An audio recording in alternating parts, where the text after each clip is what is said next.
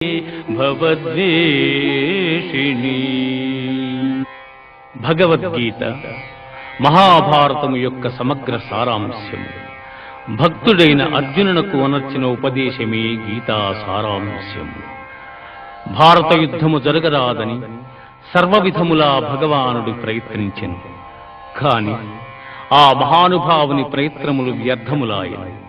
అటు పిమ్మట శ్రీకృష్ణుడు పార్థునకు సారథి అయి నిలిచెను.